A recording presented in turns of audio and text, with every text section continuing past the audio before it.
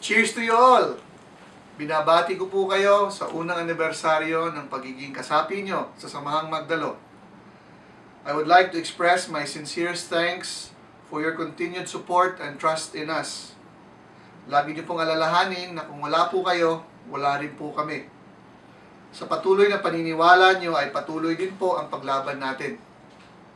At sa panahon natin ngayon ay kailangan po nating lumaban dahil ang pagbabago ay nagsisimula na. Hindi po ito magiging mabilis o madali. Pero kung tayo ay magkakaisa-isa, we all pursue the endeavors of Magdalo to create a responsible, an honest, and disciplined Philippines. There is nothing and definitely no one that will deter us from doing so. Your strength is our strength, and our voice is your voice. We are all together in this, and we will see this to the end. Once again, maraming salamat po.